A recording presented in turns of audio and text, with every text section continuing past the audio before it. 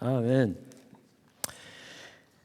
Mais ce matin, le titre du message, je vais vous partager, ça s'intitule « Protéger pour le voyage ». Restez ici jusqu'à ce que...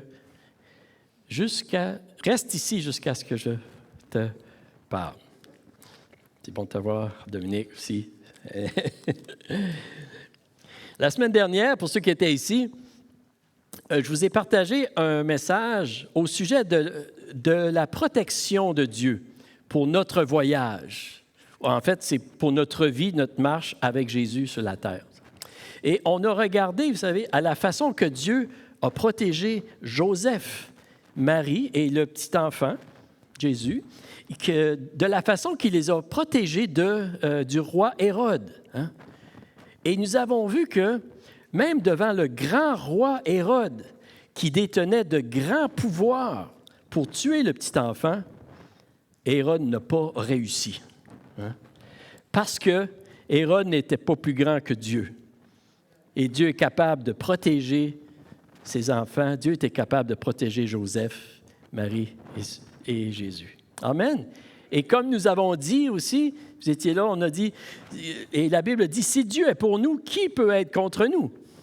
Si Dieu nous protège, il peut contrer tous les mauvais desseins, les mauvais plans, que même les personnes les plus puissantes de ce monde pourraient manigancer contre nous. Amen. C'est rassurant. C'est vraiment rassurant. Et vous savez, en regardant aussi à tout ce qui se passe dans notre monde aujourd'hui, et comment, vous savez, les croyants qui confessent le nom de Jésus, en fait, si on regarde ce qui se passe, les croyants sont en train de devenir de plus en plus marginalisés, on pourrait dire. Et on pourrait dire même qu'on devient de plus en plus un obstacle à l'agenda de certaines communautés de notre société et même de certains gouvernements. Et je crois que nous pouvons nous attendre, vous savez, à ce que des manœuvres soient mises en marche pour éliminer les obstacles dans le chemin de ces agendas-là. Et ça pourrait arriver que nous faisons l'objet de ces obstacles-là. Mais nous devons avoir la certitude dans notre cœur que Dieu est notre protection. Êtes-vous avec moi? Que Dieu est notre sécurité, notre rocher, notre forteresse, notre bouclier, et qui peut nous protéger, tout comme il a protégé Joseph, Marie et Jésus. Et la semaine passée, nous avons vu, en fait, deux manières que Dieu choisit pour nous protéger. Hein? Et la première manière que nous avons vue, c'était concernant les interventions de Dieu pour nous protéger. Et nous avons vu que parfois, Dieu choisit de nous protéger en intervenant sans même que nous le sachions, sans même que nous n'avons rien à faire. Hein? Et Dieu, vous savez, a averti les mages de ne pas retourner voir Hérode. Hein? Joseph n'était pas au courant de ce qui se passait, de la situation. Il n'a rien fait pour se protéger, mais Dieu, il voyait tout. Et il est intervenu pour protéger Joseph et sa famille. Et dans sa grâce et son amour pour nous, vous savez, Dieu nous protège encore aujourd'hui.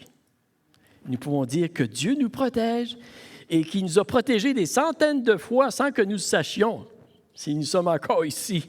Amen. Et parce que Dieu, et nous pouvons croire que Dieu, il va le faire encore. Il va encore nous protéger. Dieu n'a pas changé, vous savez. Et c'est rassurant que souvent, il y a des dangers qui nous guettent, mais Dieu, qui est là, il veille sur nous et il nous protège. Notre Père céleste n'oublie pas ses enfants et la Bible nous dit, il ne dort pas ni ne sommeille pas, celui qui garde Israël, celui qui garde son peuple. Psaume 121, hein? On le connaît bien. Nous avons vu ça ensemble, mais c'est rassurant, vous savez. Nous avons vu également que Dieu, parfois, il choisit de nous protéger en nous donnant des directives. Des directives, vous savez. Et en fait, c'est Dieu qui choisit la façon qui choisit pour nous protéger. Et il faut le laisser choisir la manière. Amen? Ce n'est pas à nous de dire à Dieu quoi faire. On peut le laisser faire. Il sait qu'est-ce qu'il fait. Et parfois, Dieu, il choisit de nous donner des directives pour nous protéger. Comme l'ange du Seigneur a dit à Joseph, hein? L'ange du Seigneur a dit à Joseph, « Lève-toi, prends le petit enfant et sa mère et fuis en Égypte. » Et en fait, c'est ça que Joseph a fait. Il a pris le petit enfant et il est parti en Égypte et il a été protégé. Vous savez, Dieu aurait pu protéger Joseph sans qu'il le sache ou en simplement éradiquant Hérode complètement. Mais Dieu a choisi de le protéger, Joseph et sa famille, en lui donnant des directives à suivre. En disant, fuis en Égypte, Joseph.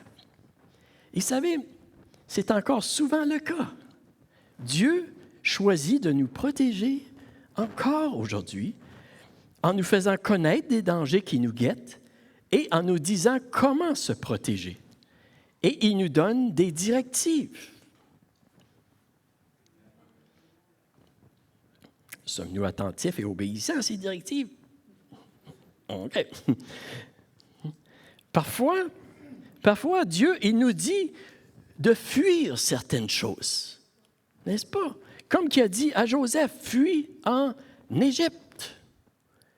Et vous savez, nous avons le choix d'obéir ou de désobéir aux directives que Dieu nous donne. Mais assurément, le meilleur choix pour nous, c'est d'obéir au Seigneur. Amen. Et nous avons dit aussi que de ne pas obéir au Seigneur, ça ne signifie pas que Dieu enlève complètement sa protection sur nous. Heureusement, parce que nous avons tous désobéi un jour ou l'autre. Je ne sais pas pour vous, mais pour moi, ça m'arrive aussi, vous savez. Mais si nous aurions obéi, nous aurions pu éviter beaucoup de problèmes, de difficultés et de malheurs. Et quand Dieu nous dit de fuir, nous devrions fuir. T'sais. Des fois, ça peut être certaines choses, des fois, ça peut être certains endroits, et des fois, ça peut être certaines personnes aussi. C'est vrai, vous savez, mais c'est pour notre bien. Et dimanche dernier, après le service, Onyx est venu me voir pour me remercier du message. Et il m'a dit, Pasteur, c'est vrai ce que vous avez prêché. Ben, j'ai dit, Amen, j'espère que c'est vrai. J'espère que c'est vrai. Il dit, c'est vrai.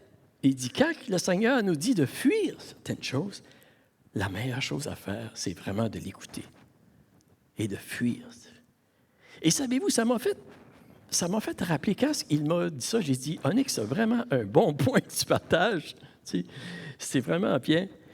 Et ça m'a rappelé certains passages de la Bible lorsque Dieu nous dit de fuir.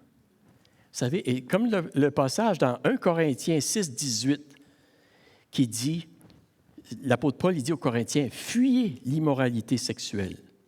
Tout autre péché qu'un homme commet est extérieur à son corps, mais celui qui se livre à l'immoralité sexuelle pêche contre son propre corps. » Et dans 2 Timothée 2, l'apôtre Paul, il dit ceci à Timothée, il dit « Fuis les passions de la jeunesse et recherche la justice, la foi, la charité, la paix avec ceux qui invoquent le Seigneur d'un cœur pur. Repousse les discussions folles et inutiles, sachant qu'elles font naître des querelles. » Et dans un autre passage, dans 1 Timothée 6, il dit ceci, il dit « Car l'amour de l'argent est une racine de tous les maux, et quelques-uns, en étant possédés, se sont égarés loin de la foi et se sont jetés eux-mêmes dans bien des tourments. Pour toi, homme de Dieu, fuis ces choses et recherche la justice, la piété, la foi, l'amour, la patience, la douceur. Combat le bon combat de la foi. Saisis la vie éternelle à laquelle tu as été appelé et pour laquelle tu as fait une belle confession en présence d'un grand nombre de témoins. » Et c'est vrai, vous savez, la Bible nous dit souvent de fuir certaines choses. Et le mot « fuir », en fait, c'est le mot grec, vous savez, phugo, je crois que c'est comme ça que ça se prononce, peut-être pas tout à fait. On l'a défini comme s'enfuir ou chercher la sécurité par la fuite, hein, éviter par la fuite quelque chose de odieux, échapper et se mettre hors de danger. Et lorsque nous écoutons les directives de Dieu de fuir certaines choses, en fait, nous sommes en train de se mettre dans une situation hors de danger. Est-ce que vous êtes avec moi ce matin? Amen. Et il y a des moments, vous savez, il y a des moments où Dieu nous offre sa protection et la façon qu'il le fait, c'est en nous disant « fuis certaines choses ». Puis merci Onyx pour m'avoir souligné ce point-là la semaine passée. Il n'est pas ici ce matin. Mais... Le sujet que j'aimerais de parler ce matin concernant la protection de Dieu, c'est celui-ci. Les moments d'attente de Dieu pour nous protéger. C'est ça que je voudrais parler dessus ce matin. On pourrait dire, vous savez, on pourrait dire que pour demeurer sous la protection de Dieu, il faut se lever lorsque Dieu nous dit de se lever, il faut fuir lorsque Dieu nous dit de fuir, et il faut rester là et attendre lorsque Dieu nous dit d'attendre. Vous êtes avec moi? OK. J'aimerais qu'on puisse relire dans Matthieu, le chapitre 2, le verset 13, qu'est-ce que l'ange a dit à Joseph. Hein? Ça dit, « Lorsqu'ils furent partis, voici un ange du Seigneur apparut en songe à Joseph et dit, « Lève-toi, prends le petit enfant et sa mère, fuis en Égypte et reste-y jusqu'à ce que je te parle. Car Hérode cherchera le petit enfant pour le faire périr. » Et je prie, Seigneur, ce matin, que tu puisses parler à nos cœurs. Seigneur, parle à nos cœurs, Seigneur, et aide-nous de bien entendre ta voix, Seigneur, parce que chaque fois que tu nous parles, Seigneur, c'est pour notre bien, c'est pour notre protection, c'est parce que tu nous aimes, Seigneur. Aide-nous, Seigneur, de bien entendre et aide-nous aussi de t'obéir par ta grâce, Seigneur. Donne-nous la force, le courage, Seigneur, de t'obéir lorsque tu parles à nos cœurs, Seigneur. On ne peut pas le faire par nous-mêmes, Seigneur, mais par ton esprit qui est en nous, Seigneur, et ta force qui agit en nous, nous pouvons marcher dans tes voies. Pour le bien, Seigneur, pour notre bien, Seigneur, et pour ta gloire et ton honneur. Et aide-moi à partager ce message comme tu le désires, pour ta gloire. Dans le nom de Jésus, je prie. Amen. Amen. L'attente de Dieu pour nous protéger. On a parlé des interventions, des directives, mais maintenant, parlons des attentes. J'ai une question pour vous ce matin. Selon vous, qu'est-ce qui est le plus difficile de faire? Se lever et fuir ou attendre que Dieu nous parle avant d'agir?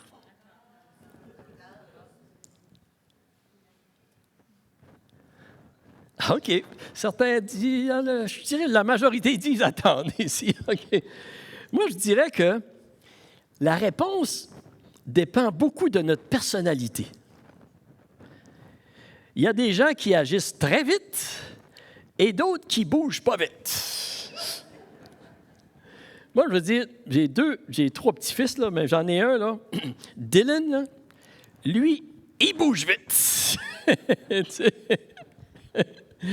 Et Mika, lui, il bouge un peu moins vite, tu sais.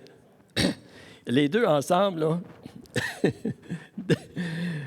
c'était comique de les voir aller cet été. Hein? Mais vous savez, il y a des personnes qui attendent trop longtemps avant d'agir, puis il y a des personnes qui agissent trop vite, puis qui ne sont pas capables d'attendre. Hein? Et je crois honnêtement, vous savez, que nous tombons tous dans une de ces catégories-là. Amen? OK. Heureusement que le Seigneur il est miséricordieux avec nous, puis qu'il est patient avec nous, vous savez. Parce qu'on a tous des moments où on agit trop vite ou on agit trop lentement, vous savez. Ici, l'ange, il a dit à Joseph, hein, il a dit, « Fuis en Égypte et reste-y jusqu'à ce que je te parle. » Jusqu'à ce que je te parle. OK. Vous savez, le meilleur moyen pour toujours demeurer sous la protection de Dieu, c'est premièrement, on pourrait dire, de discerner sa voix, d'entendre sa voix, comme que tu disais tout à l'heure, Pasteur Tienne, d'entendre sa voix dans la tranquillité de notre cœur. Et deuxièmement, après, c'est d'obéir à ses instructions. Amen. Et troisièmement, c'est quoi?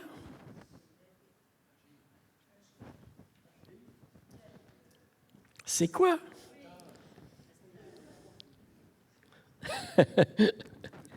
Elle vous fait chercher. Hein? Troisièmement, c'est d'obéir jusqu'au bout et non partiellement ou seulement pour un temps. OK. C'est d'obéir jusqu'à ce que Dieu nous parle d'une autre manière, jusqu'à ce que Dieu nous dise quelque chose d'autre. Ça, c'est une grosse bouchée, hein? Heureusement que Joseph, vous savez, il est demeuré en Égypte jusqu'à ce que l'ange lui dise de revenir. Sinon, il aurait exposé sa famille à bien des dangers, n'est-ce pas? Il fallait qu'il reste jusqu'à temps que l'ange lui dise de retourner. Et on pourrait dire ici que Joseph, c'est un très bon exemple pour nous, parce qu'il a agi rapidement quand c'était le temps d'agir, puis il a attendu patiemment quand c'était le temps d'attendre. Combien de personnes ici, vous avez de la difficulté à terminer ce que vous avez commencé?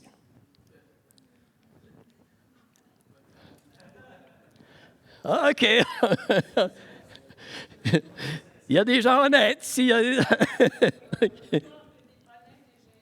OK. Moi, je vais vous dire, c'est sûr, il faut que je vous amène faire un petit tour à Chibougamau. Hein? Je vous ai déjà raconté cette histoire-là, en tout cas.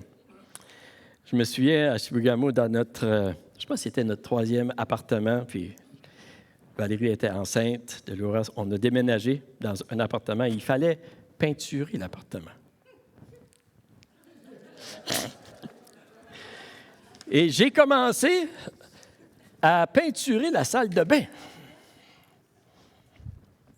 Puis je ne sais pas s'il y a quelqu'un qui l'a fini après moi, là, mais quand on a quitté, elle n'était pas encore terminée.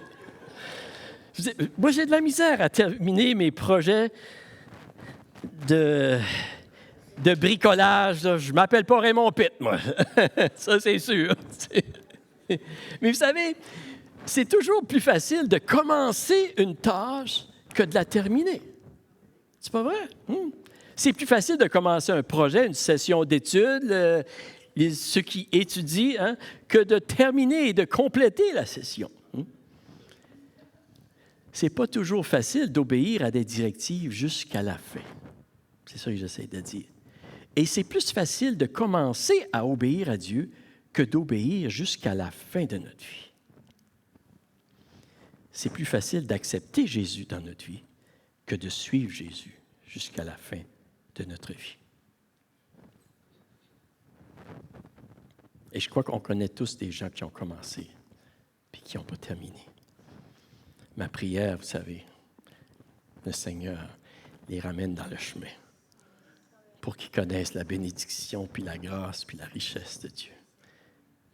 Puis je peux vous dire une chose, c'est que dans le jeûne qui s'en vient, c'est une de mes prières dans mon cœur, profondément, que le Seigneur ramène ceux qui se sont égarés. Puis il y a beaucoup de nos enfants dans cette catégorie-là.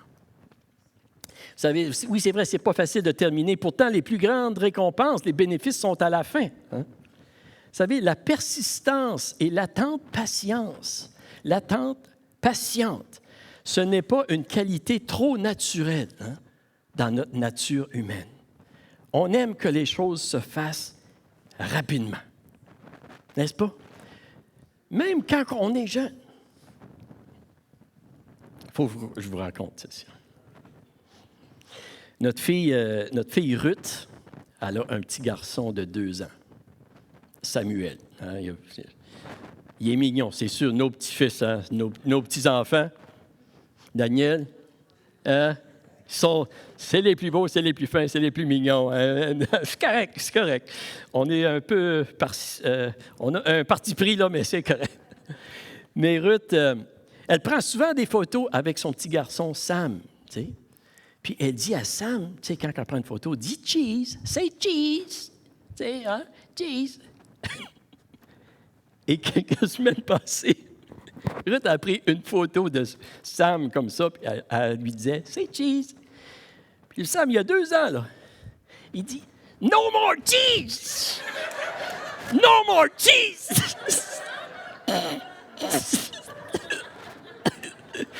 Il est tanné de dire cheese! Oh! Wow! Ça, on l'a regardé plusieurs fois. Mais juste pour vous dire que la patience, c'est pas naturel, hein? Puis c'est une qualité qui se développe avec le temps, avec la patience. Vous savez, je suis persuadé que Joseph, en Égypte, il devait se demander parfois, tu sais, bien encore, combien de temps qu'il faut que je reste ici là, avant que je retourne chez nous, là, tu sais? Peut-être que lui, il disait des fois, là, no more cheese, no more Egypt. Je sais pas. Mais je me demande, est-ce que je vais rester encore longtemps ici? Vous savez, on ne sait pas exactement la durée du temps qu'ils ont resté en Égypte. Certains croient que c'est quelques mois, certains croient que c'est quelques années. Mais est-ce que vous avez déjà eu des saisons dans votre vie où vous trouviez le temps long? Avec le Seigneur, hein? Vous aviez... Je pense qu'on en a tous eu. Puis ça fait partie, vous savez, de notre croissance avec le Seigneur. Moi, j'en ai eu aussi plusieurs fois, vous savez. Mais j'ai réalisé plus tard, souvent, que c'était parce que Dieu me protégeait. C'était parce que Dieu avait sa main sur moi, puis il me protégeait. Puis pour Joseph, attendre que l'ange lui dise de revenir était la manière que Dieu lui offrait sa protection, que Dieu le protégeait.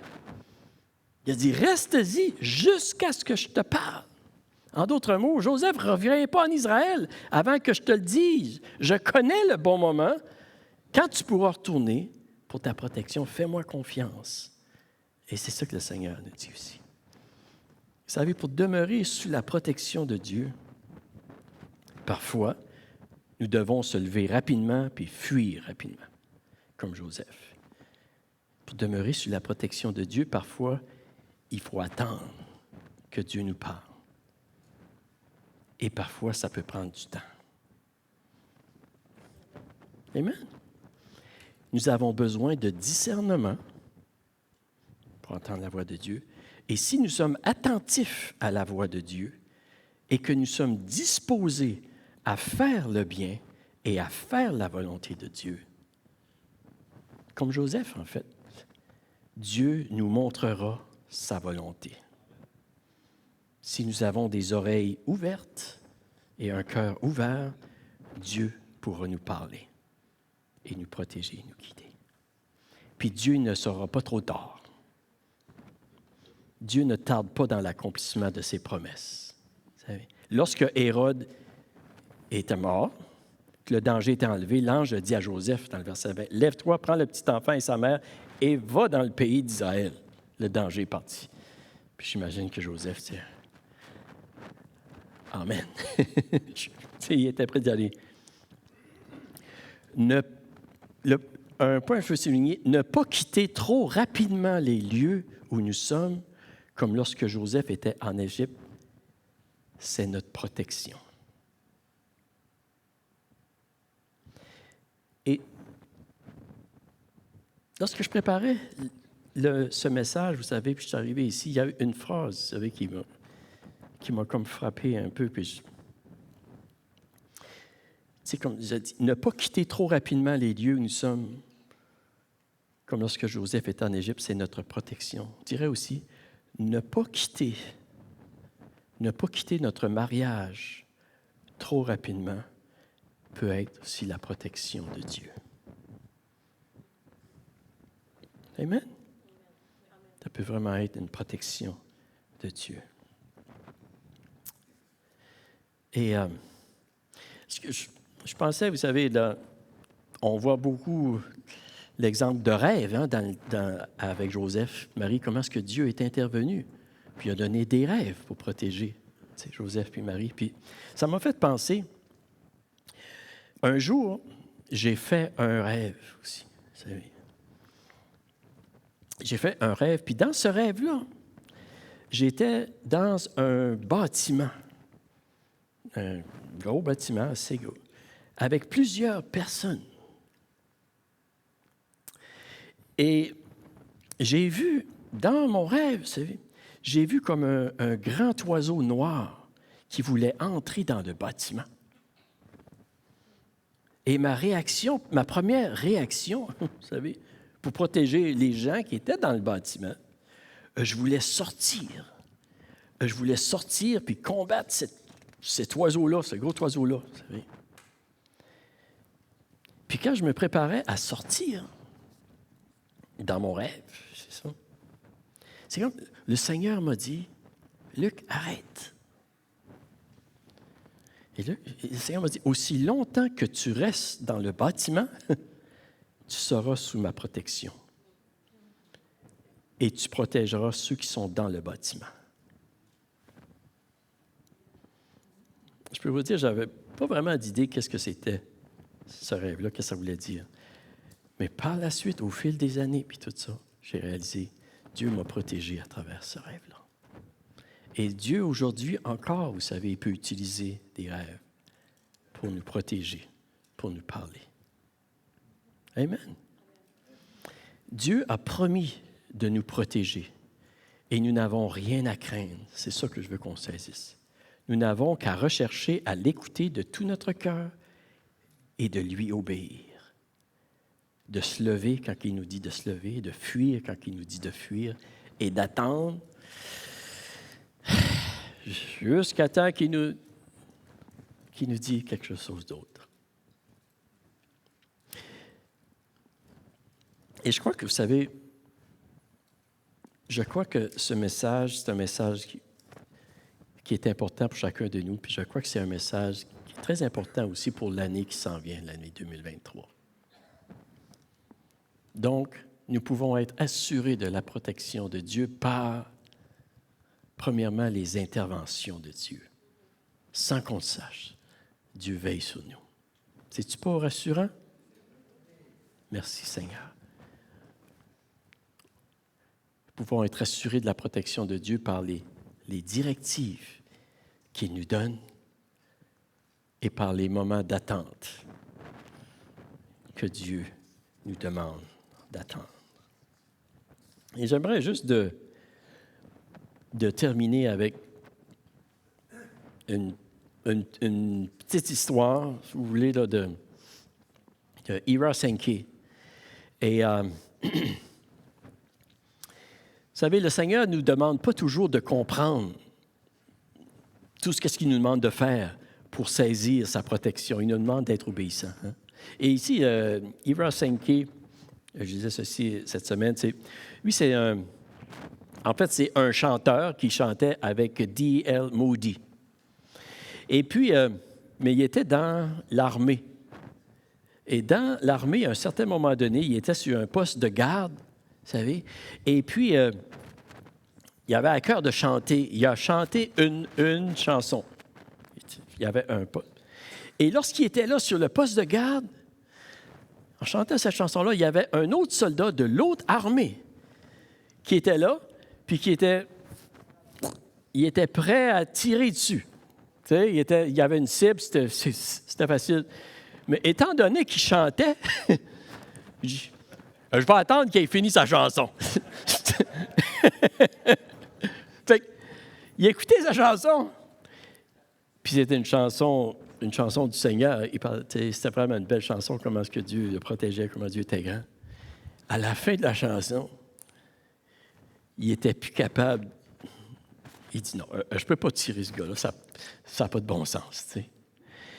Et plusieurs années, et finalement, hein, c'est comme ça qu'il a été sauvé, là, tu sais.